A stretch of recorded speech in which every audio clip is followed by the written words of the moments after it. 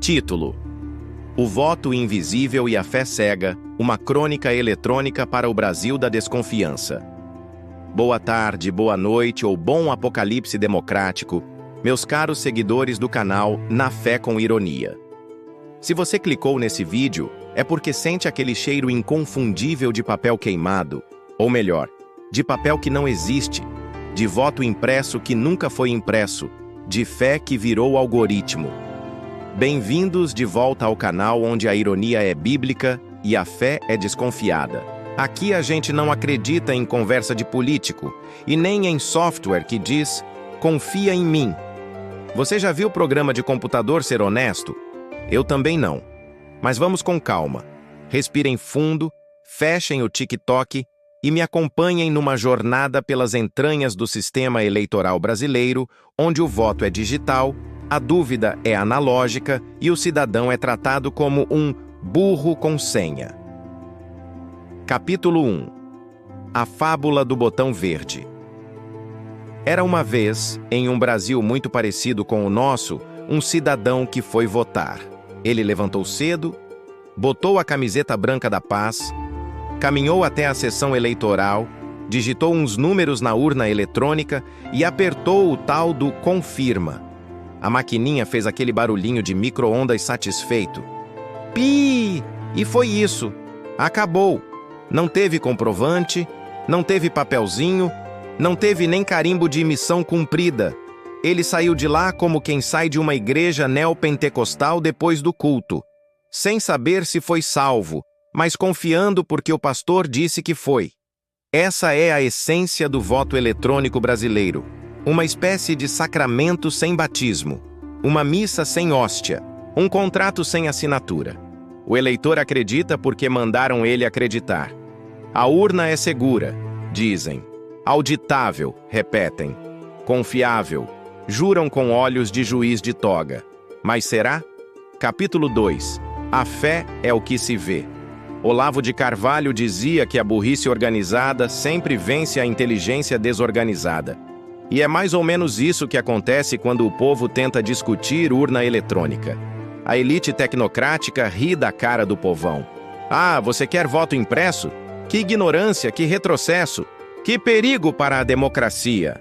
Grita o colunista de portal progressista, que nunca pisou num bairro onde o Wi-Fi falha. Enquanto isso, o cidadão comum, aquele que sofre na fila do INSS e paga imposto até sobre o feijão, pergunta: por que eu não posso ver meu voto? E ninguém responde. Só olhares de desprezo técnico. Só notas oficiais que usam palavras como criptografia, checksum, #SH256. Como se o povo votasse com certificado digital no bolso.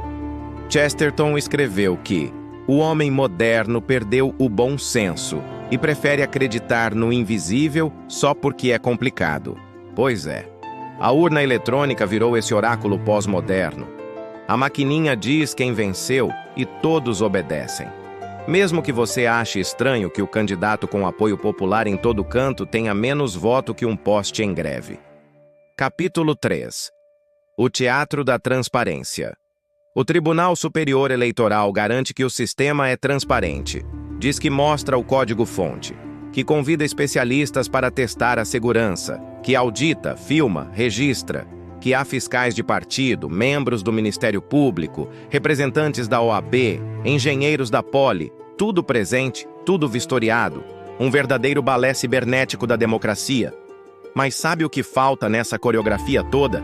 A plateia, o povo, a gente, você, eu, nós, os eleitores, ficamos do lado de fora desse teatro. Não somos convidados para o ensaio técnico, nem mesmo vendem ingresso para assistir de longe. Tudo nos é contado depois, como se fosse uma peça cujo final já estava escrito. No Antigo Testamento, Moisés sobe ao monte e traz as tábuas da lei. Ele mostra para o povo, ele lê, ele quebra na frente deles quando se revolta. Já a urna eletrônica sobe ao monte do TSE e volta com uma planilha, um QR Code, um boletim de urna que ninguém sabe interpretar. Transparência que ninguém entende é só opacidade com verniz. Capítulo 4. O voto impresso que não veio. Eis que surge a proposta do voto impresso.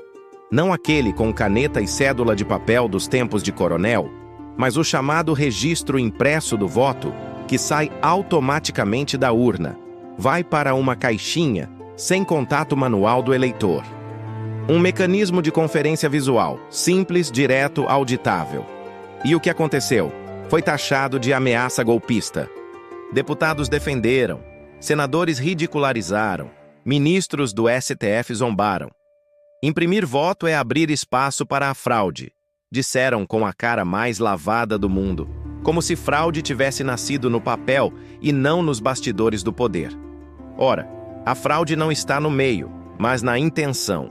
A mesma Bíblia que condena balanças desonestas, Provérbios capítulo 11, também ensina que quem anda na retidão anda seguro, mas quem torce os seus caminhos será descoberto.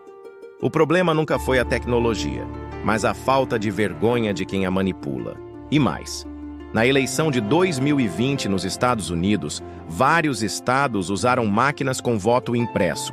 No Japão, na Alemanha, no Canadá, até na Venezuela, há mecanismos de conferência impressa. Mas aqui, no Brasil, o TSE grita que é impossível, que é inseguro, que é perigoso. Mas perigoso para quem? Capítulo 5. O povo que desconfia. Pesquisa Datafolha apontou que quase metade dos brasileiros gostaria de ter o voto impresso como forma de auditoria. Não porque sejam conspiracionistas ou bolsonaristas ou terraplanistas, mas porque querem ver, tocar, conferir. É um pedido tão básico quanto pedir nota fiscal no restaurante. Mas as elites zombam. Dizem que o povo é analfabeto digital, que não entende de criptografia, que não sabe ler boletim de urna. E é justamente por isso que a impressão ajudaria. Porque o olho humano ainda é melhor que o código binário quando se trata de confiança. É como diz Roger Scruton, a confiança numa instituição depende da percepção de sua integridade por parte do público. Não adianta o sistema ser tecnicamente perfeito se o cidadão comum não acredita nele. A democracia não é apenas um processo, é uma relação de confiança entre o povo e seus governantes. Capítulo 6. A imprensa que escolhe.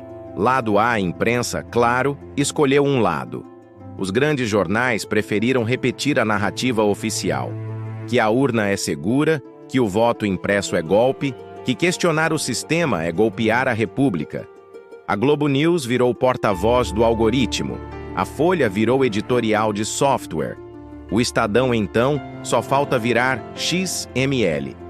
Poucos veículos se arriscaram a mostrar o outro lado.